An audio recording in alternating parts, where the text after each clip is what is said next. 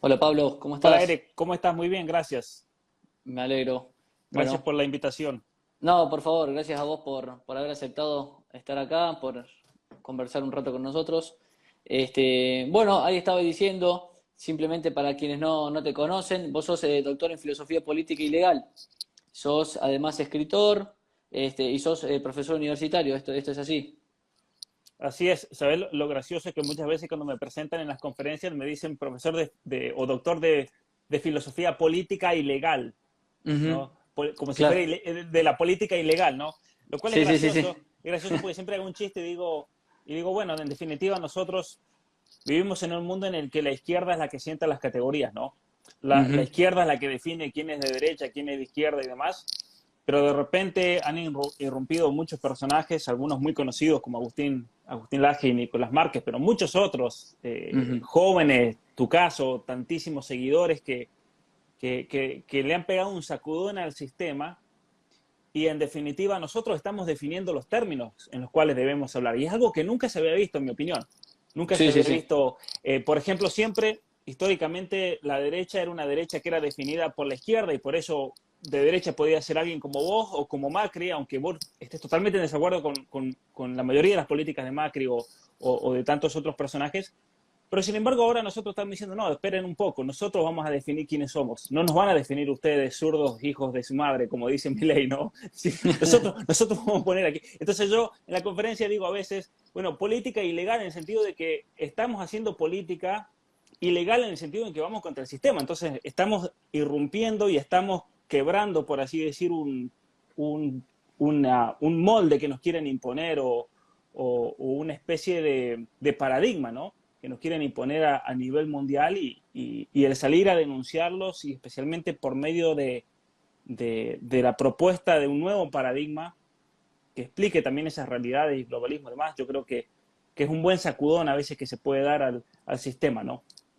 Estoy totalmente de acuerdo con vos, Pablo. Siempre estamos ahí indefinidos, siempre estamos reaccionando, siguiendo la agenda que nos impone la izquierda, tratando de reaccionar, tratando de seguirla, un poco a veces atrasado, incluso a veces te diría décadas atrasados, ¿no? Claro, sí, sí, sí, sí, sí, Sobre sí. esta agenda que nos viene imponiendo la izquierda. Entonces, bueno, es bueno que, como decís, empieza a surgir esta nueva derecha a autodefinirse, a marcar bien en función de qué digamos, en qué función políticamente qué es lo más relevante para ella Claro, y no siempre estar ahí atrás viendo a ver que nos marque, digamos, la izquierda hacia dónde tenemos que ir o hacia qué tenemos que reaccionar.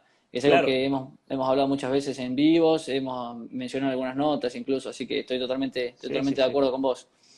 Bueno, y un poco sobre esto de definición, de definirse, es sobre lo que trata la charla de hoy, ¿no? Es un poco tiene que ver con la revolución identitaria. Vos lo has escrito muy bien, me gustó mucho tu artículo en Pandemonium 3, la revolución identitaria y su imposición global.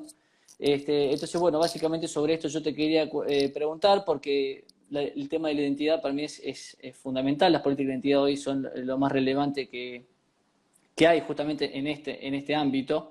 Y es un tema que me gusta mucho, así que bueno, te quería consultar más o menos qué es lo que ves vos cuál es la revolución identitaria, de qué trata y si qué tiene que ver con la Agenda 2030. Bueno, ahora vamos a hacer algo muy resumido, obviamente, que no podemos en una hora hablar en gran profundidad, aunque vamos a intentarlo. Ujú. Pero justo hoy me llegó de Estados Unidos las pruebas de la tapa, aquí te lo muestro, del nuevo libro, las mentiras que te cuentan, las verdades que te ocultan, donde trato en mucho más profundidad de lo que hablé ahí en Pandemonium. Ujú. Pero en definitiva, eh, el problema es el siguiente, Europa, y al decir Europa estoy pensando en términos generales de civilización occidental, es una Europa, es una civilización occidental que se forjó principalmente en Europa y nosotros somos en América, obviamente, gracias al trabajo primero de España en el sur y el mundo anglosajón, que son los dos pilares propios de la civilización occidental. Somos herederos de esta civilización. Pero la batalla cultural y el forjar que fue la civilización occidental se hizo en territorio europeo. Y es importante entender que Europa alcanzó una unidad única, o esta civilización alcanzó una unidad única, principalmente por una unidad filosófica. Ujú. Una unidad filosófica en la cual obviamente que habían distintas escuelas, habían muchos debates, había una verdadera diversidad intelectual que dio lugar a la universidad. Fíjate que fue en la Europa cristiana donde se origina esta universidad de ideas, donde venían todos a debatir. El debate era algo central en la universidad. De hecho, en las universidades medievales se le llamaba las cuestiones disputadas. Todos los grandes pensadores medievales, pensaban en San Buenaventura, Santo Tomás de Aquino, tantísimos otros, tienen volúmenes y volúmenes de las cuestiones disputadas, porque iban a debatir. El debate era algo tremendo, y a nosotros ahora, viste, nos gusta el debate, y vimos el debate de Agustín contra Gloria Álvarez, que Agustín muy bien y Gloria Álvarez dio una vergüenza terrible, pero en el medioevo venía gente que venía formada. ¿Sí? Imagínate qué provechoso sería ver un debate de un Agustín contra un Agustín Laje. Eso sería un verdadero debate, ¿no? O sea, el pobre Agustín le hizo perder el tiempo a esta Gloria porque es una chanta esta chica. Pero ¿a qué voy con esto? Que la Europa se forja con una identidad concreta y una identidad que estaba basada en toda la tradición judeo-cristiana y en valores morales comunes y demás. Cuando irrumpe luego todo lo que fue el iluminismo racional que vino a destruir ese orden. De hecho, toda esta reconfiguración que estamos viviendo hoy comienza allá anterior a la Revolución Francesa. La Revolución Francesa fue un atentado contra este orden, ¿no es cierto?, esta unidad. Y la Revolución Francesa tuvo que ofrecer una filosofía que sea unificadora, unificante, por así decir, que fue la filosofía de Rousseau, el igualitarismo, los derechos humanos, todo lo que vemos hoy en día, a consecuencia, ¿no? La bandera de la izquierda es algo que lo habían promovido en sus orígenes, en su germen, allá por la Revolución Francesa. Luego viene la Unión Soviética, que también se dan cuenta, estos ideólogos, que ellos para poder realmente unificar esa masa de gente, tenían que ofrecer un principio de unificación. Y es así que el estalinismo, el leninismo comienzan a promover una nueva versión del comunismo como religión de Estado. De hecho, ellos tenían sus propios sacramentos, tenían sus ritos de iniciación, donde se llevaba al niño a una especie de bautismo y se lo presentaba al Estado y se lo hacía miembro del Partido Comunista. Al niño, al joven, tenía una especie de confirmación, porque ellos tuvieron que copiar la estructura de la Iglesia Ortodoxa, porque se dieron cuenta de que la religión no la iban a poder destruir, era imposible, por más que hubo una persecución gigantesca a la Iglesia Ortodoxa, pero también a evangélicos, luteranos, a católicos que habían en la Unión Soviética, o en Ucrania, por ejemplo, que era mitad bizantina católica, mitad bizantina ortodoxa, y entonces tienen que crear todo un principio unificador. Hoy en día, tanto la izquierda como los globalistas están unificados, y si bien los de izquierda son en general todos globalistas, pero no todos los globalistas son comunistas, ¿no? Por ejemplo, tenés a un Soros, tenés a un Bill Gates, tenés a personajes que son profundamente globalistas y que están detrás de toda esta ideología y de este reformateo cultural y político del mundo, que no son comunistas. No son comunistas, pero sin embargo coinciden en los ideales culturales y políticos con los comunistas o la izquierda en general, el progresismo. Uh-huh. Y a mi parecer los actores intelectuales de izquierda, que son los que están detrás de esto, porque algún cerebro tiene que haber aquí, han coincidido en darse cuenta de que sin un principio unificador es imposible, crear una nueva reconfiguración del mundo, un nuevo orden mundial o como lo queramos llamar. Es imposible. Si vamos a hacer un reseteo económico, un reseteo político, tiene que tener de fondo un reseteo cultural, que es el más importante, y eso es lo que yo trato en mi libro. Y al momento entonces de configurar nuevamente las relaciones políticas, económicas, sociales de una sociedad, tenés que tener algo de base, una filosofía de base. Y la filosofía de base que han elegido es el posmodernismo. Posiblemente porque en la mentalidad progresista la filosofía moderna ha decantado en lo que vendría a ser el posmodernismo, el nihilismo absoluto, la destrucción de sí mismo en esta idea progresista, de falso progreso, porque de progreso no tiene nada, no es como el progreso tecnológico u otro tipo de progreso que podamos comparar. Es simplemente un progreso en realidad tendría que ser una secuencia de ideas. Uh-huh. Ellos le dicen progresismo porque es una secuencia temporal, pero no es progreso. No hay un progreso propiamente hablando en eso, sobre este tema. Y entonces ahí cuando yo planteo que si las Naciones Unidas quieren instaurar un nuevo sistema de control, si hay personas que están, como dice el libro, se ha dado toda una tormenta perfecta, se han dado un montón de elementos, ¿no? Así como en el 11 de septiembre del 2001 se dio una tormenta perfecta por la cual hubieron actores internacionales, especialmente estatales, que vieron una oportunidad enorme para establecer un sistema de control único, que eso yo lo viví en carne propia viviendo en los Estados Unidos. Fue impresionante el antes y el después del control absoluto de la sociedad, de tu información, de absolutamente todo.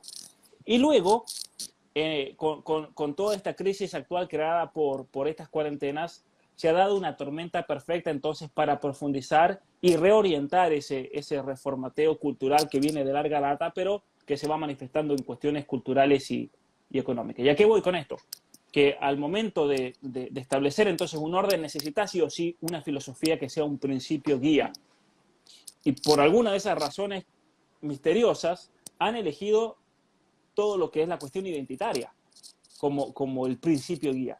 Han elegido la ideología de género, han elegido toda esta basura posmodernista, pseudo-filosofía, como un principio unificador. Y por eso, y esto es fácil demostrarlo, esto no es ninguna conspiración, fíjate que Marvel acaba de poner personajes identitarios. Lo mismo está haciendo la saga de Star Wars, lo anunciaron ayer. Lo mismo están haciendo cantidad de compañías en la cual, bueno, Netflix como medio de comunicación, yo creo que el más importante a nivel mundial. Para mí es el más importante a nivel mundial. Porque Netflix tiene una audiencia mucho más grande que cualquier canal de televisión que te puedas imaginar. Los canales de televisión ya pasaron a segundo plano.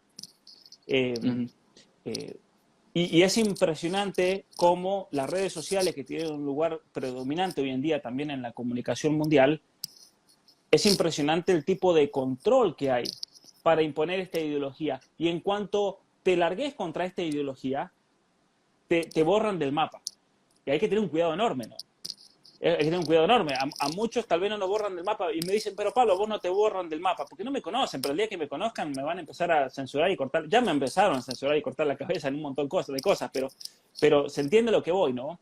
Que ya de hecho, como lo explico en mi capítulo de Pandemonium, tenés en el plano político, Biden ya ha pedido que el Departamento de Estado de los Estados Unidos comience a sancionar económicamente a los países que vayan en contra de esta agenda del género.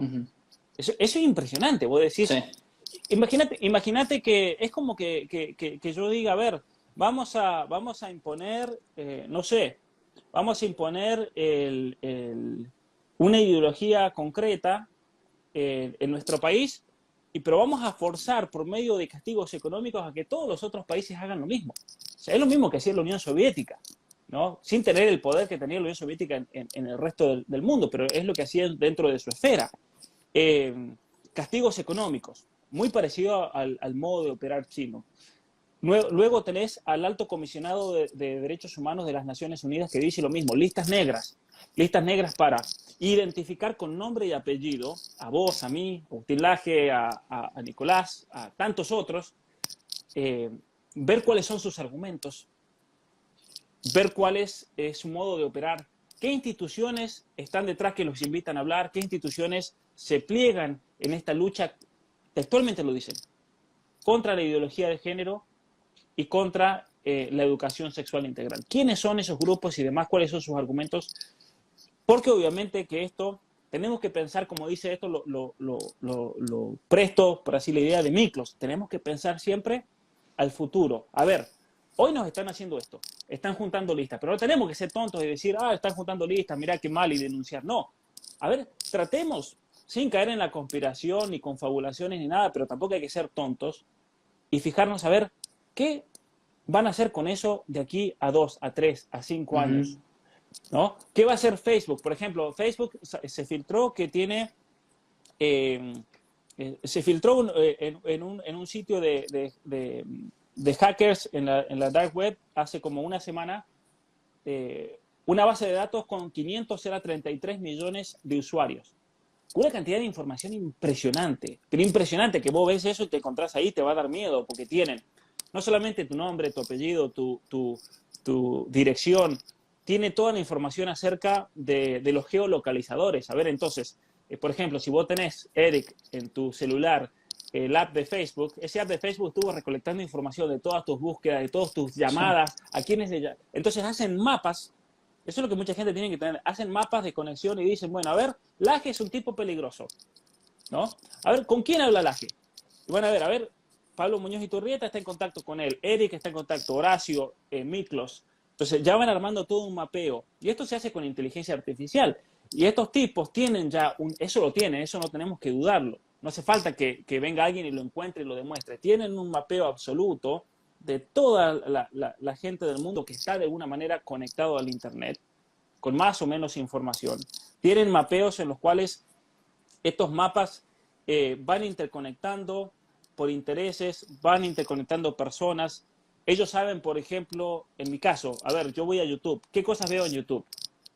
¿Y qué cosas yo veo en YouTube para criticar y qué cosas yo veo en YouTube para aprender? Entonces, hay una huella digital que vamos dejando cada uno de nosotros en Internet, pero también ellos tienen un perfil digital de cada uno de nosotros. Y, ¿me entendés? Entonces, nosotros tenemos que ver, a ver, ¿qué van a hacer con eso? ¿Y cómo vamos a reaccionar contra eso? Estas listas negras, por ejemplo, estas listas negras van a tener muchísima información. Porque con estas listas negras los tipos pueden entrar a tu celular y dicen, no, bueno, a ver, Agustín Laje, Pablo Muñoz Iturrieta, son tipos que están contra la ideología de género.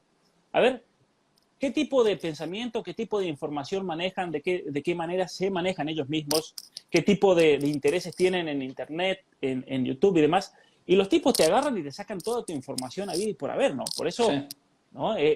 No tenemos que ser tontos al respecto. El nivel de información que manejan es impresionante. Y esto, por ejemplo, hay un amigo mío que trabaja en el servicio secreto de los Estados Unidos, que es la custodia del presidente. Es tal vez de todos los grupos de defensa y de seguridad de los Estados Unidos, el de elite máxima. De hecho, un grupo muy reducido que para llegar ahí es lo mejor de lo mejor. Y él me decía, hablando con él hace 2014, 2015 en los Estados Unidos, él me decía, Pablo, si la gente común supiese la información que nosotros tenemos de ellos, les daría un miedo terrible porque les sabemos absolutamente todo. Es decir, por ejemplo, Eric es invitado a participar de un rally que va a hacer el presidente Trump en la ciudad de Búfalo. Vos vas a la ciudad de Búfalo y cuando los tipos te tienen que dar la entrada, los tipos te hicieron un escaneo absoluto y te saben absolutamente todo de vos. Todo, pero absolutamente todo, ¿no? Y para mucha gente eso le da miedo, porque dice, uy, pero si la gente se puede enterar algún día, hacerse público, todo lo que yo busqué en Google, y muchos se asustan por eso, porque, uy, me van a encontrar un montón de cosas, un montón de basura, por ejemplo, ¿no? Y es así, es una realidad. ¿Y a qué voy con esto? Que estas compañías algún día pueden usar eso en contra tuyo si te quieren acallar, por ejemplo. Por Totalmente. eso ¿no? Pero bueno, dejo ahí para que Te quería consultar, Pablo, en esto que mencionás, que diste mucha información, estoy totalmente de acuerdo. No sabemos digamos, en qué sentido lo pueden llegar a utilizar a todo esto, ¿no? Se habla de que en el futuro, bueno, con toda la información que ellos van recolectando, van a poder reemplazar, como si vos estuvieras hablando con la gente. Una vez que estés muerto, también van a poder hacer como si vos estuvieras hablando. Eso ya está, de hecho. Eso Ya ya digo, está. está. Eso ya está. Ok. O sea, los sintetizadores de voz artificial están. De hecho, pueden ir a YouTube y buscar, por ejemplo, Jordan Peterson, voz artificial. Hay videos de Barack Obama, por ejemplo, que han hecho para los tipos demostrar, miren hasta dónde podemos llegar.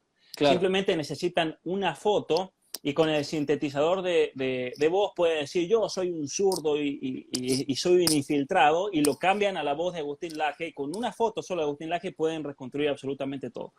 Por la inteligencia artificial, ¿no? Es impresionante las capacidades y la potencialidad, por así decir, que se han generado por medio de la inteligencia artificial.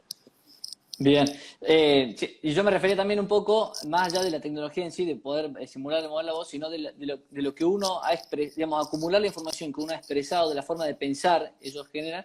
Entonces, una vez que uno haya fallecido, por ejemplo, ellos pueden simular que vos estás hablando con una persona muerta y que esa persona muerta se exprese digamos, que la computadora se exprese muy parecido a como te expresabas vos en función de toda la información que has recolectado durante años y años que vos has usado Facebook, Claro. Instagram, etcétera, ¿no? Eso es algo que he leído por ahí, pero bueno, es algo al margen de lo que vos mencionabas, del miedo que da o de lo distópico que es esta realidad futura, ¿no? Que es bastante cercana, ¿no? Más allá de esto, lo que yo te quería consultar es, vos dijiste algo muy interesante, que es esto de que Bueno, ellos, digamos, esta revolución identitaria viene apoyada un poco en lo que es el posmodernismo, ¿no? En la posmodernidad.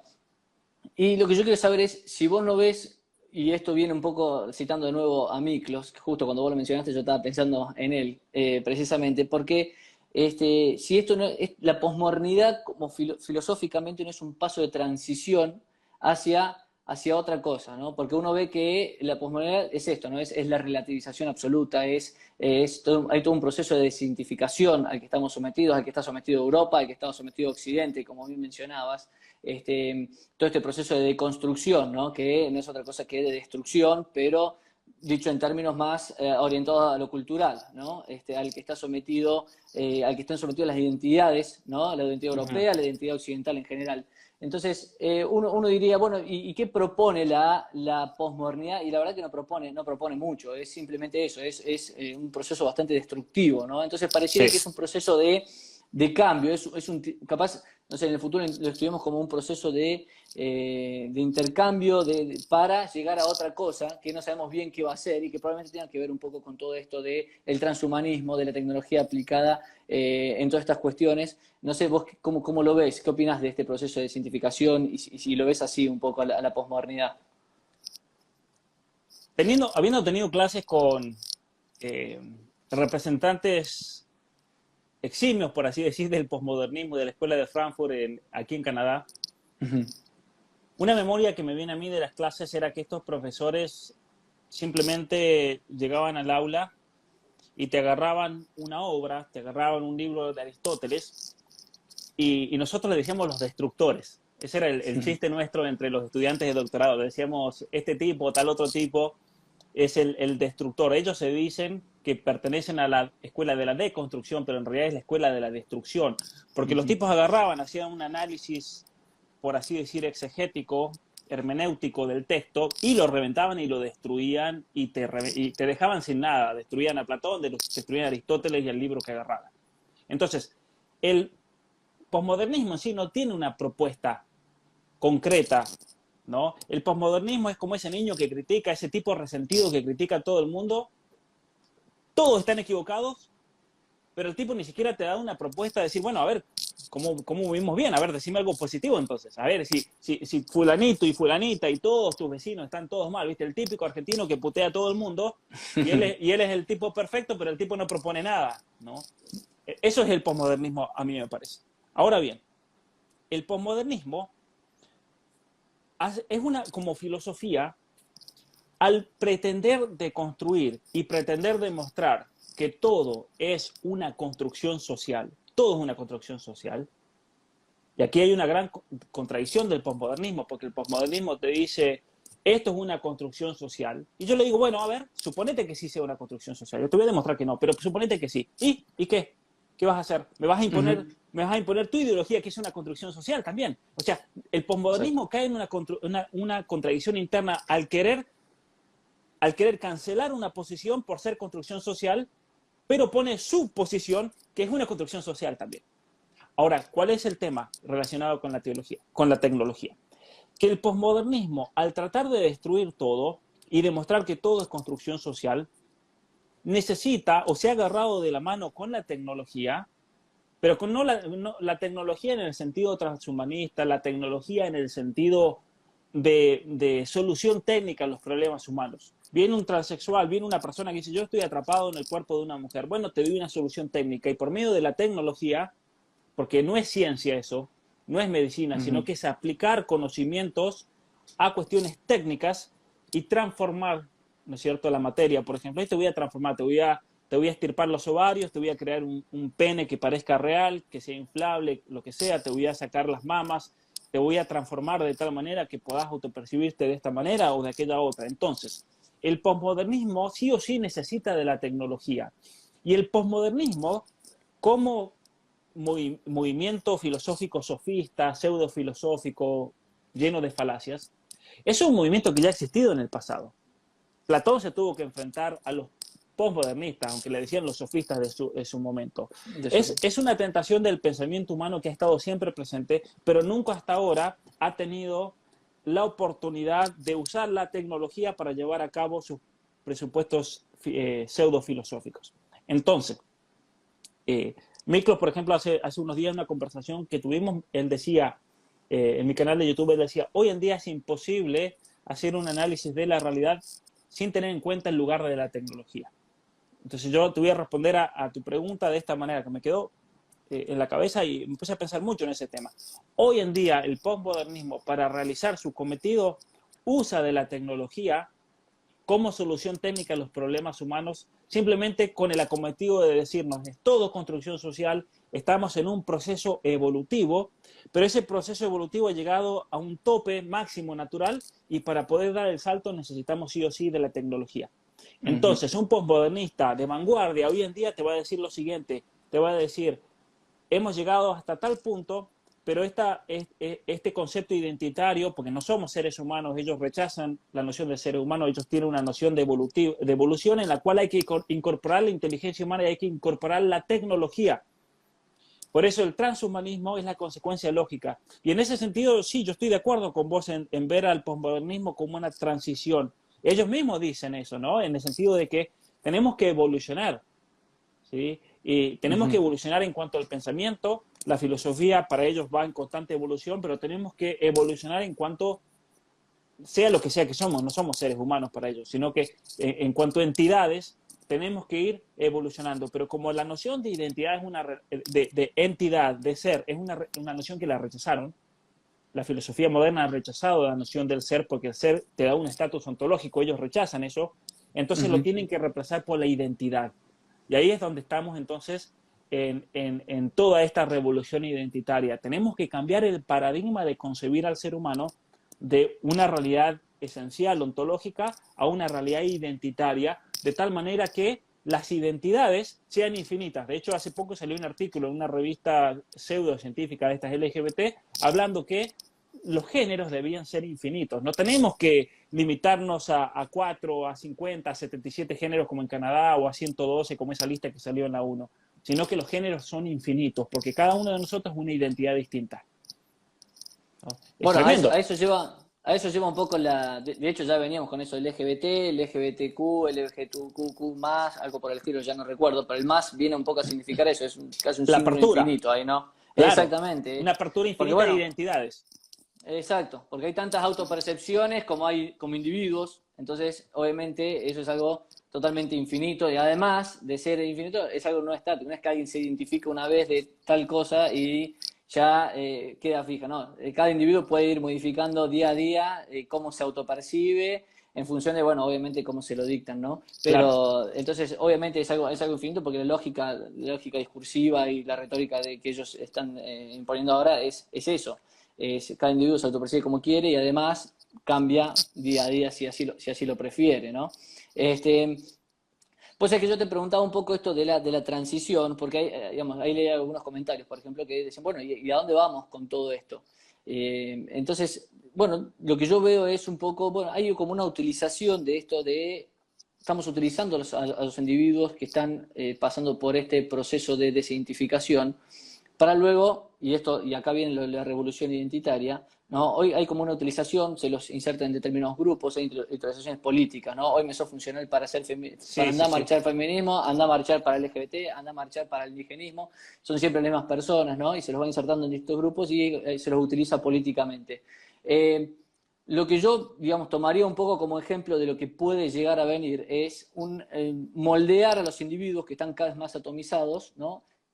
De parte de los gobiernos, que sea cada vez más sencillo moldear a los individuos, ¿no? Están cada vez más atomizados, cada vez más, la información está cada vez más fácil de leer de cada individuo, y un poco, no sé si coincidís, viendo lo que ocurre en China, ¿no? Que se van moldeando individuos con sistema, por ejemplo, de premios y castigos, se les permite viajar, se les dice cómo cruzar la calle, se les permite o no criticar el régimen. Un poco lo vimos acá, en Occidente lo vimos con lo que pasó con Trump en las redes sociales, que vos mencionabas antes, Sí, de que te van a poder censurar y te van a poder decir, no, no digas esto porque tenemos toda esta información tuya. Bueno, claro. yo creo que un poco la transición es esa, ¿no? Te deconstruyen para luego moldearte según la función que ellos prefieren y obviamente ahí aplicando los recursos que nunca tuvieron en la historia, que son los recursos tecnológicos, como vos bien Así es. mencionabas. Y mira, No sé si... te voy a dar un ejemplo, mira, al respecto, con el tema de premios y castigos. Eso ya lo tenemos. Y te voy a explicar por qué. Ujú, Hace una semana, Microsoft, compañía de Bill Gates, patentó una máquina por la cual, por medio del uso de sensores en ciertas áreas de tu cabeza, para especialmente captar las ondas cerebrales, puedes hacer el mining del Bitcoin.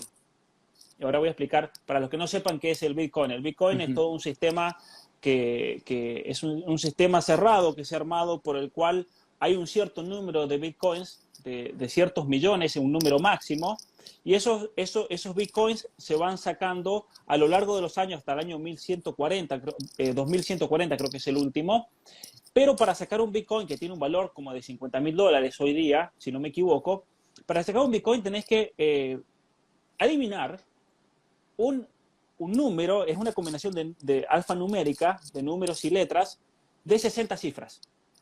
¿Sí? ujú, Y para poder adivinar eso, es como poner, por ejemplo, vas a entrar a un archivo que tiene una clave. Y vos sabés tu clave, pones mi clave qué sé yo, Pablo 53, listo, adivinaste y entraste. Y se te libera ponerte un Bitcoin. Pero el Bitcoin funciona de esa misma manera en la cual vos podés poner un número infinito de claves hasta que la adivinás. Pero ¿cómo haces eso? Tenés que tener un procesador enorme, un ujú. CPU, pero potentísimo para que todo el tiempo, en milimésimas de segundo, esté tirando posibilidades de 60 números alfanuméricos con combinaciones hasta que sale. Al tipo que logra ser rico en un rato, en un segundo, porque $50.000. Llega a sacar otro, son $100.000. Y Ujú, entonces aquí en Canadá, por ejemplo, aquí en el norte de Canadá, que es un lugar muy frío, tenés los centros de mining de Bitcoin, de minería de Bitcoin, porque es muy frío, necesitas un ambiente frío. De hecho, en Islandia tenés muchos, en Canadá también. Tenés que tener una central prácticamente hidroeléctrica para vos, porque eso consume una cantidad de energía brutal, ujú. brutal. De hecho, en Islandia se usa, y eso lo pude ver, con energía geotermal, usando de los volcanes. Muy interesante todo lo que han hecho. Aquí en Canadá, en el norte de Ontario y en Montreal también tenés todas estas centrales de minería de Bitcoin. Y entonces los tipos que se la pasan todo el día con el Bitcoin tratando de sacar el Bitcoin, pero Microsoft inventó, hablando de manipulación, ¿no? De premios y Sí, sí, castigos, sí. Microsoft patentó una máquina por la cual ellos te van a otorgar Bitcoins en un sistema cerrado, copiando la idea de Bitcoin, de criptomonedas, por las cuales, por medio de ciertas acciones que vos haces cerebrales, vas a hacer el mining, la minería de ese Bitcoin. Por ejemplo, vas a estar viendo internet, vas a ver un video de YouTube, va a aparecer una propaganda y entonces te va a pedir el sistema que si vos haces clic en la propaganda, te va a dar como premio una criptomoneda. Y va a ser un nivel, y estuve analizando cómo va a ser todo el sistema, los Ujú. tipos con todo este premio como si fuéramos perros, con el premio y el castigo, que te damos el hueso, que te lo quitamos, te damos un caramelo, te lo quitamos, los tipos van a tener un nivel de manipulación impresionante, porque sí, si es efectivo como se predice que van a eliminar el dinero físico, vamos a pasar a un dinero digital para que haya un control estatal absoluto, de tal manera que nadie pueda trabajar sobre la mesa en negro, ¿no? Aquí en Canadá, por ejemplo, hay mucha gente que pensará, oh, eso pasa en Argentina, no más que todo el mundo trabaja en negro. Aquí en Canadá se trabaja en negro, todo el mundo trabaja en Ujú. negro. Y mientras más trabajas en negro, mejor, porque el Estado te saca el 51% de tu salario, de tu sueldo. Es una locura. Vos trabajas, mira, para que la gente se dé una idea, aquí en Canadá, vos hasta pongamos el 6 o 7 de junio, trabajás para el Estado. Todo lo que ganás es para el Estado y recién a partir del 7 de junio comenzás a ganar para vos y tu familia. Es una locura el Sí, Estado sí. lo que se lleva, ¿no? Entonces, aquí en Canadá, ¿cómo hace la gente para sobrevivir? Porque el nivel de vida es carísimo. Trabajan todos en negro, los que pueden, cobran en... Entonces, el gobierno quiere eliminar el dinero físico y eso va a pasar en Argentina, olvídense que va a Sí. recontrapasar. Y entonces Microsoft ya tiene planeado todo un sistema de criptomonedas, pero para darte la plata, y vos vas a vivir del Estado, vas a vivir de Microsoft, vas a vivir de estas corporaciones, vos tenés que hacer ciertas acciones que te pide el sistema. ¿No? Y esto es algo, yo lo estuve pensando desde el punto de vista psicológico, va a ser un sistema muy poderoso para manipular, va a ser una especie de, vos te vas a Claro. prostituir por criptomonedas, en definitiva, Ujú. ¿no? Es una locura realmente. Bueno, estoy totalmente de acuerdo. Yo te mencionaba el sistema chino porque es lo que conocías o lo que estuve Claro, leyendo hace poco. De hecho, leía ayer, anteayer, que, bueno, había, digamos, había una entrevista donde mencionaban que en realidad la gente sabe que existe esto, es de público conocimiento, saben que claro. están sometidos a este sistema de crédito. Y la verdad que decían que hay muchos chinos que están conformes y que están a gusto con este sistema, ¿no? Claro. Que les parece correcto. Entonces vos me decís, me mencionas esto. Y sí, probablemente haya mucha gente acá también cuando esto exista y sea público y corriente, digamos, de que van a estar a gusto con esto de Claro. estar buscando permanentemente los beneficios, ¿no? de este Sí, tipo. sí, sí. Este, así que sí, la verdad que es distópico lo que planteas y lo que contás. Decime, me No, estás por decir. y si hay gente que hoy en día lo sigue aplaudiendo a Alberto Fernández, y estaba viendo en Twitter los comentarios, gente que todavía sigue felicitándolo porque van a entrar en otra cuarentena en la Argentina y Ujú, restricciones, pues sí, ujú, si el nivel de estupidez es tan grande, claro. imagínate. O sea, imagínate cuando vengan todas estas cosas, ¿no? En Inglaterra ya comenzaron en reconocimiento facial y igualmente hubo una reacción de la población, pero sacaron un reglamento para reconocimiento facial para poder entrar a los bares, por ejemplo. Ujú, ¿No? De sí, tal manera que todos quedan registrados con la cara. Apple ya tiene un sistema de reconocimiento facial instaurado en todos los iPhone 12, los que salieron ya en adelante. Para poder abrir tu iPhone, ellos te hacen un escaneo de tu cara. O sea, ellos ya tienen una base de datos de todos los que tienen iPhone 12 en adelante de de tu reconocimiento cara. facial. O sea, ya no son solamente los chinos. Estas compañías privadas, que es lo que denuncia Miklos en su artículo, estas compañías Ujú, privadas ya tienen un nivel de información pero impresionante acerca exacto, de la persona. claro. Eh, Pablo, viene la pregunta, digamos, obvia. Yo en tu artículo de Pandemonium, todavía no pude leer obviamente tu libro, Uh -huh. espero poder tenerlo pronto. Pero vos, al final de tu artículo, tirás algunas series, digamos, bueno, de propuestas de lo que deberíamos hacer, porque es lo que también veo en los comentarios que están preguntando, ¿qué hacemos frente a todo esto? Porque es demasiado pesimista todo, ¿no? ¿Qué podemos hacer nosotros de nuestro lugar frente a estas empresas o gobiernos gigantescos, ¿no? Que nos parece que nos están aplastando como individuos, ¿no? ¿Qué podemos hacer? ¿Qué propones? Yo creo que si ellos nos buscan aplastarnos, como decís, como individuos, lo primero que tiene que hacer el ser humano es usar de ese sentido social que tiene, en el sentido de que nosotros somos animales políticos. Animales políticos en el sentido, como decía Aristóteles, que siempre, siempre procedemos de un grupo social que es la familia, y una familia en la cual nosotros aprendemos el orden, en la cual maduramos, en la cual crecemos. Y entonces una de las maneras más eficientes de luchar contra esta embestida del ser humano, que es considerado como simplemente un objeto único, individualista, separado de toda consideración o relación familiar o social o política, Ujú, tenemos que forjar comunidades, tenemos que forjar familias fuertes ante esto. Y nos vamos a tener que reinventar. Y vamos a decir, bueno, en una era de control total, supongamos que no vamos a poder ir en contra de esto porque se viene con todos estos poderes globales y financieros y demás. Nosotros somos un David contra un Goliat. Pero ujú, sin embargo, nosotros en familia podemos hacer muchísimo para frenar esta embestida.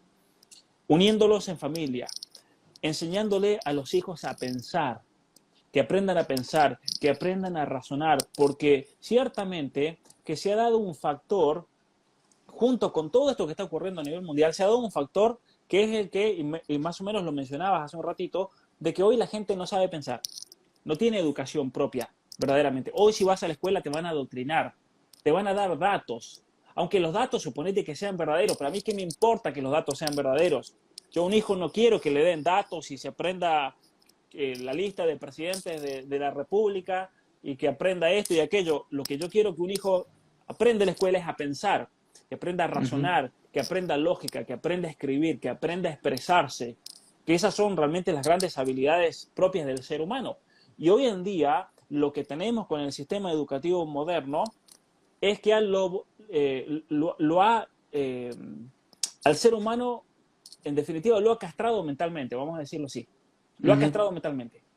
Porque hoy en día en la escuela no te enseñan a pensar, no te enseñan a escribir, no te enseñan a razonar, no te enseñan gramática, no te enseñan a pensar, no te enseñan otros idiomas, no te enseñan a realmente ser verdaderamente humano.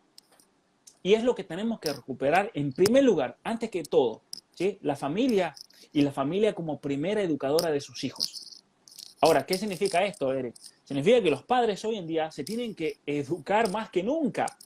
Claro. Porque, a ver, nuestros abuelos, suponete que nuestros abuelos cuando nacieron, eh, tal vez venían de familias sencillas, tal vez nuestros bisabuelos no eran personas que tenían grande cultura, capaz que sí, capaz que no, Ujú. pero sin embargo crecían en un ambiente en el cual había una cierta noción de la importancia de la familia, de los valores, de la importancia de estudiar, de leer, la importancia de formarse a uno mismo.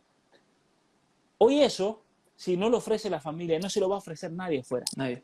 Entonces, si vos hace 100 años tu familia tenía falencias, esas falencias se podían remediar en el entorno social. Hoy en día, olvídate de que afuera, olvídate Mm. de que en la sociedad en la que vivimos tus hijos van a poder solucionar cualquier falencia. Si tus hijos salen con falencias de tu familia, esas falencias solamente se van a profundizar allá afuera, ¿no? Entonces, es más importante que nunca eso. Pero yo creo que también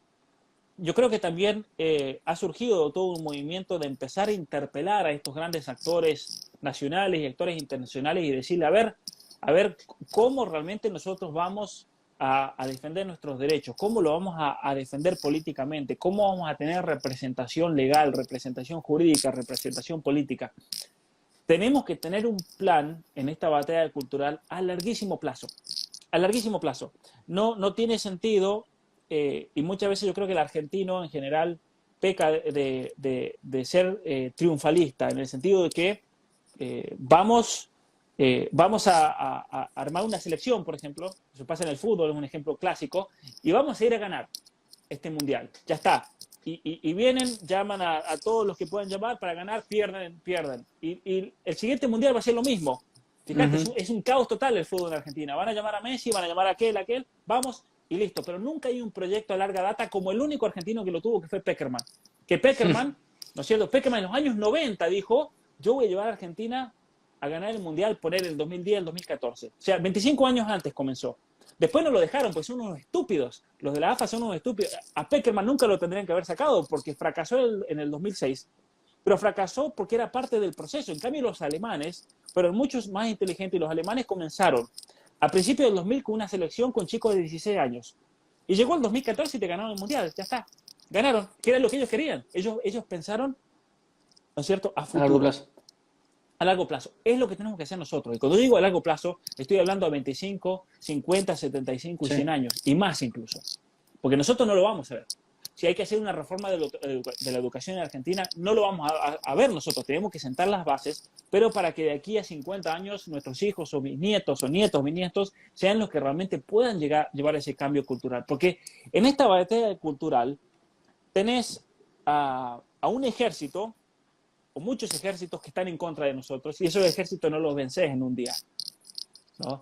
A esos ejércitos los vas a vencer en sus hijos y sus nietos y bisnietos si realmente tomamos la educación, que es lo principal. La izquierda en Argentina, el progresismo en todo el mundo tomó la educación hace muchísimo, hace 50 años la tomó. Ujú. Entonces es imposible pretender de decir, bueno, nosotros de aquí a 2 años vamos a realmente cambiar absolutamente todo. Y es lo que todo, yo creo que se tienen que dar cuenta, dejar de soñar y porque después pierden una batalla como pasó en el aborto y caen todos en el pesimismo, ¿viste? Pero era obvio que íbamos a perder, eso se lo decía yo en el Claro. 2018. El aborto en Argentina tenemos que luchar, eso sí, sin duda. Y yo luché, mira, a muerte, mira, no sabes la cantidad de dinero que gasté viajando de un lugar a otro, dando conferencias, un cansancio tremendo, como muchos otros hicieron, para luchar, porque había que luchar.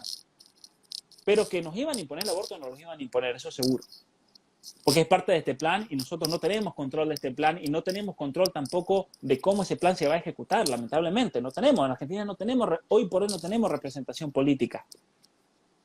Pero eso hay Ujú. que pensar, a ver, ¿cómo vamos a idear un camino para salir de eso? En mi opinión, el camino empieza por medio de la formación personal de cada uno, empieza por las familias, porque es lo que dice Aristóteles, si nosotros queremos generar un Estado fuerte, Estado no en el sentido del Estado, viste, totalitario como el Estado como lo entendía Aristóteles, tenés que tener familias fuertes. Y esa unión de familias fuertes va a dar lugar a la formación de villas, pueblos, como le decía Aristóteles, fuertes, y eso va a dar lugar a la conformación de ciudades, estados fuertes, políticamente fuertes. Solamente así. Y ese es el camino a seguir. Y yo creo que la política de Aristóteles hoy en día es más actual que nunca. Porque Aristóteles te está diciendo, a ver, ustedes en Argentina, si se quieren levantar, necesitan un plan a largo plazo de 100 años. De 100 años. Porque una familia, una generación, tiene un lapso, poner de 25, se decía, pongamos que ahora tenga 40 años una generación. Pero esa generación no va a lograr, sino que lo van a lograr sus hijos, después sus nietos, sus bisnietos. Y digamos, bueno, a ver qué tipo de sociedad queremos y para qué lado queremos perfilar para nuestros bisnietos. Y en el camino nosotros hacemos lo que podemos y nos reventamos luchando en esta batalla cultural.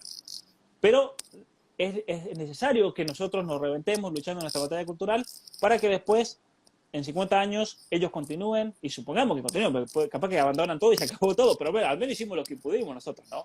Que fue así como se levantó Roma de las cenizas. Nosotros vamos a Europa y vemos las catedrales, vemos la arquitectura, vemos el nivel realmente de cultura al cual llegó Europa. Pero Europa se levantó de las cenizas después de que invadieron los bárbaros. Y ese proceso de reconstrucción de Europa desde el año 400 recién se materializó a partir del año 1000. Se pasaron 600 años. Claro. Pero los europeos tuvieron una visión a larga data, a largo plazo. ¿No? Y que eso yo creo lo que tenemos que hacer. San Agustín escribió La ciudad de Dios, que fue la base de la civilización cultural, política en Europa en el medioevo.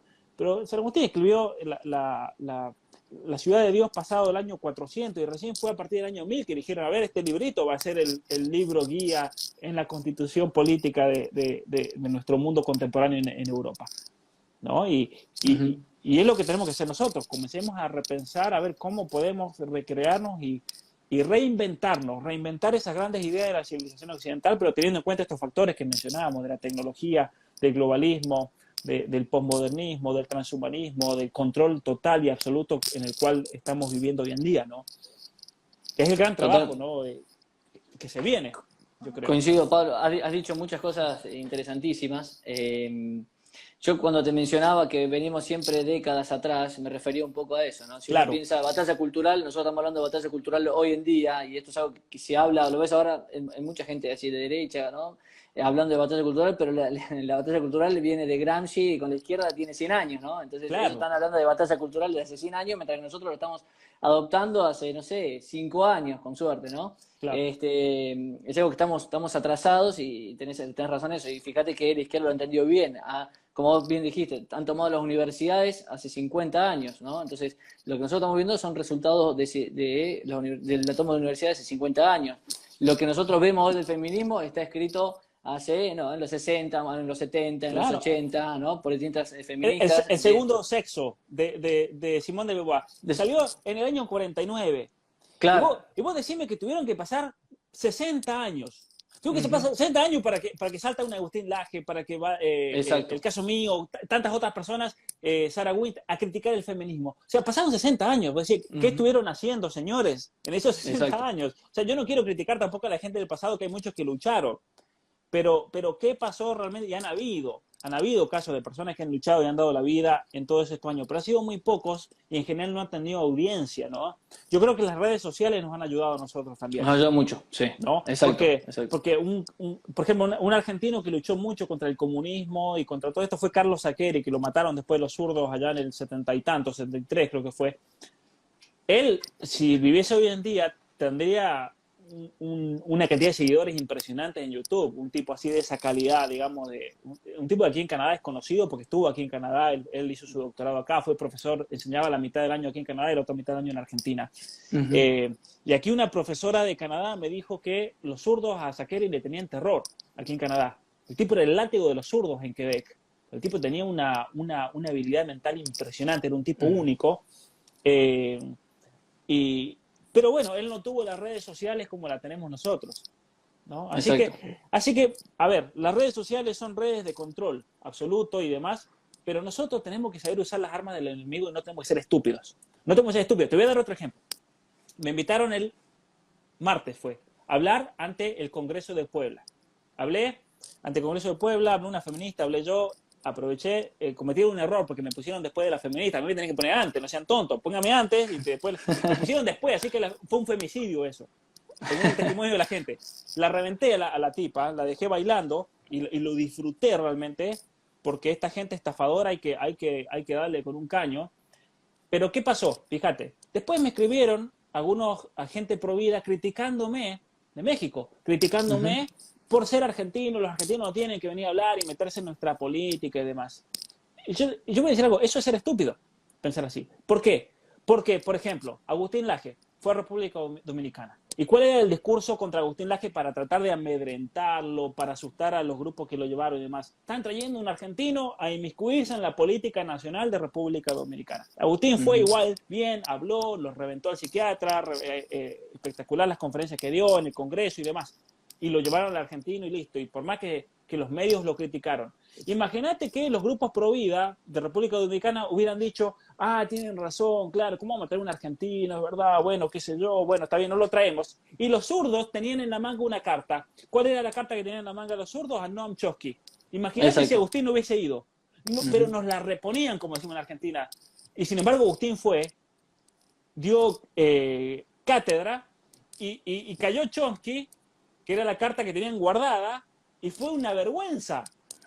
Fue una vergüenza. Entonces, tenemos que ser vivos y astutos como serpientes, realmente. Y si estos globalistas, los zurdos, los abortistas, te traen ONGs internacionales de todos lados, a mí qué me importa que venga un extranjero si son cuestiones humanas las que estamos defendiendo. Son cuestiones relacionadas a la familia, a la vida. Aparte nosotros en Hispanoamérica tenemos una unidad como la unidad que tenía Europa también. Estaremos divididos en naciones, estaremos divididos en estados, pero nosotros tenemos una unidad que tenemos que salvar como Hispanoamérica y solamente así le vamos a poder hacer frente al globalismo. Y no es esa unidad que promueve el kirchnerismo, esa unidad basura fundada en un supuesto indigenismo. Son unos estúpidos los que piensan así, porque los indígenas se comen entre ellos. ¿Cómo pretender? También hay que... Mira, Eric, hay que salirle al cruce a estos estafadores. Claro. Te viene un kirchnerista y te dice, no, porque nosotros queremos la patria grande, basada en el indigenismo y qué sé yo. Y uno tiene que decirle, no seas estúpido. Porque las tribus, con todo el respeto, venían los aztecas y te comían a medio mundo, te mataban a los niños, te sacrificaban a las mujeres después de violárselas a todas. Después venían los mayas y hacían absolutamente lo mismo. O sea, ¿qué unidad me hablan? Es una arista más de la política de identidad que he mencionado. O sea, de la política de identidad, una de las aristas es la ideología de género, otra de las aristas es claramente el indigenismo, otra de las aristas es la inmigración masiva en Europa, ¿no? De una cultura bastante antagónica respecto de la europea, como es la islámica. O sea, tiene muchas aristas todo lo que es esta revolución identitaria. Claro. Vos has tocado mucho lo que es la ideología de género, pero bueno, yo creo que tiene muchas aristas, claramente. Pero fíjate, hoy en día, en mi caso particular, yo he tenido oportunidad de estar en muchísimos países del continente americano. Y a donde voy, a México, voy a Colombia, voy a Costa Rica, yo me siento como en casa. Es impresionante eso. ¿Por qué es eso? No es solamente porque hablamos el mismo idioma. Y hoy, mira, nos está siguiendo gente de Bolivia, nos está siguiendo gente de México, de tantos países. Un saludo enorme a todos. Nosotros somos como hermanos, como una familia, es impresionante. Vos estás con los mexicanos y no es que sentís un choque cultural como me pasó cuando fui, por ejemplo, a los países árabes. Exacto. No, cuando yo he estado en países árabes hay un choque cultural grande. Cuando he estado en países, por ejemplo, la cultura hindú en la India, es un choque cultural, pero voy a decir que estoy haciendo acá, es impresionante la diferencia incluso de pensar y demás. Lo mismo pasa con países asiáticos, pero te encontrás con un mexicano, te encontrás con un colombiano, te encontrás con un peruano, con un chileno, te haces amigo y al rato empezás a hacer chistes y te llevas de 10 con ellos, exacto, ¿no? Te llevas, ¿por qué los hispanos en Estados Unidos se han unido entre ellos, aquí en Canadá también, y somos todos amigos y nos llevamos bien? Siendo que capaz que si tenemos algo de sangre indígena, ¿no? Vos mirás para atrás y vos decís, capaz que nuestros antepasados se hubieran matado y se hubieran comido entre ellos, pero sin embargo nosotros somos todos hermanos. ¿Por qué? Porque España y la civilización occidental le dio a nuestros pueblos una unidad cultural que no tenían antes, que fue Hispanoamérica, y es uno de los pilares, como decía al principio, de la civilización occidental. Entonces tenemos que saber que nuestra defensa es una defensa no solamente de la vida, una defensa de la familia, pero es una defensa de la civilización occidental, ¿sí? Y si Bolivia, por ejemplo, viene un boliviano, viene un chileno, que es un maestro, que el chileno este me va a dar una charla que va a reventar a todas las feministas argentinas, y yo lo traigo, ¿qué me importa? Tenemos que ser astutos, no, porque las feministas te traen a Judith Butler, por ejemplo, pasó en Argentina, te trajeron a Judith Butler, feminista, ahí con una yankee que vino a hablar, pero si vos traes a otro, no, ustedes no pueden, ¿cómo van a traer a un extranjero? No, no tiene sentido eso. Pero es que además la agenda de la izquierda a la que uno está reaccionando, lamentablemente todavía, como te decía, el tema del aborto, por ejemplo, uno ve los mismos cánticos del aborto, ve el pañuelo Claro. verde, lo ve en Chile, lo ve en Argentina, lo ve en Colombia, lo ve en Perú. Pero si O cuando sea, estuve en Costa Rica, Eric, eran todas feministas argentinas que van a entrenar. Y cuando fui exacto, a México, en el Congreso de Yucatán, que ahora quisieron imponer el aborto, ¿quiénes eran las feministas que estaban ahí y liderando a las feministas mexicanas? Eran feministas argentinas. Entonces, totalmente. pará, si ellos tienen la viveza de hacer eso, ¿por qué nosotros no vamos a hacer lo mismo? ¿No? Tenemos Claro, que ser vivos lógico. también. Bueno, eso es un poco, digamos, para ir concluyendo, porque tengo miedo de que se nos corte el vivo, empezamos bien puntual, así que nos quedan unos 3 minutos. Simplemente eso es un poco lo que digamos, vos empezaste diciendo a raíz de la pregunta, ¿qué es lo que nosotros podemos hacer? ¿No? Porque si no pareció todo muy optimista, muy pesimista, quiero decir, Claro. la charla. Y yo creo que en gran medida es eso, es utilizar, uno por un lado critica las redes sociales, porque bueno, tienen un control social, además tienen todas unas consecuencias sociológicas que también son muy criticables, etcétera. Pero por otro lado, si no fuera por esto, nosotros, vos que estás en Canadá y yo acá, no podremos estar hablando, Claro. 150 personas escuchando la conversación, enterándose de cómo viene la agenda, lo que pasó en Argentina con el aborto para que se evite en otros países, por ejemplo, coordinando, etcétera. Entonces, obviamente estas herramientas que nosotros denunciamos muchas veces que utilizan, quienes están detrás, ¿no?, del poder, determinados gobiernos o quienes encabezan las Big Tech, etcétera, son herramientas que también las tenemos nosotros a disposición, así como la tienen el adversario, ¿no? Entonces, son herramientas que nosotros tenemos que aprender a usar, que podemos usar, y que de hecho lo estamos haciendo, pero hay que tratar, bueno, siempre de mejorar. Claro, Y usarla otra cosa inteligentemente, ¿no? es Usarla exactamente. vos para influir, pero que no te influya. Y es lo que uno tiene que pensar. A ver, ¿cómo voy a usar de Instagram, de Facebook, de YouTube, de tal manera que me va a servir para crecer a mí, pero no me van a influir ni me van a manipular? ¿No? Y ahí es Exactamente. parte del control personal también, de no pasar tanto tiempo en las redes sociales, perdiendo tiempo. Voy a ir directamente y seguir solamente a gente que me va a formar. Y ahí los reventás a estos tipos, ¿no? Dejá de seguir a Exacto. toda la basura progre, por ejemplo. Decirle a tus hijos y controlar a tus hijos que no sigan a todos estos progresistas que le van a lavar la cabeza y le dan una imagen del ser humano que está corrompida, ¿no? Ser Exacto. inteligente, ¿no? Apagar el televisor y prender el cerebro, como digo ahí en el artículo, ¿no? Totalmente. Bueno, y por último quisiera simplemente rescatar esto que mencionaste de la familia. Me encantó esto que dijiste. La familia siempre ha sido, yo creo, la institución, digamos, más importante de la sociedad, siempre lo ha sido, pero hoy en día es más importante que nunca, por Así esto que es. mencionabas, porque fuera de la familia ya no hay ningún tipo de institución ya que contenga al individuo como antes lo hacía, digamos, porque la tradición se va perdiendo y está permanentemente más atacada, las organizaciones, la religión también, ¿no? Entonces, me gustó mucho esto, me gustó mucho tu llamado a los padres a ser responsables respecto de los hijos, a formarse ellos para poder formar los hijos. Y bueno, si quieres decir algunas palabras más. Y voy a mencionar una cuestión más que varias personas fueron preguntando. Esta conversación va a estar grabada, va a estar guardada y subida a YouTube, a mi canal de YouTube. Así que van a poder acceder ahí porque la verdad que estuvo muy interesante lo que has mencionado, Pablo. Así que bueno, simplemente unas palabras si quieres decir algo más.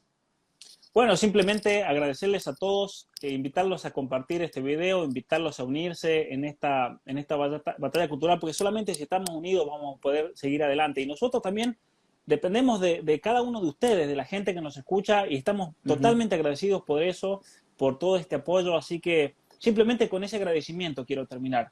Gracias a ustedes, porque uno, sin estos 152 que nos están viendo ahora, nos aprovecharíamos mutuamente y aprenderíamos un montón, pero si lo podemos compartir a otros es mucho mejor, ¿no? Mucho mejor. Así que gracias a todos realmente por ese apoyo, ese cariño que manifiestan cada día. Bueno, perfecto. Entonces, muchas gracias, Pablo, a vos por este tiempo. Espero que podamos hacer próximamente un nuevo Cuando vivo. quieras, seguro. Bueno, muchísimas gracias y muchas gracias a toda la gente que estuvo escuchando, ¿no? Te mando un abrazo grande, Pablo. Un saludo. Chao. Chao, hasta luego.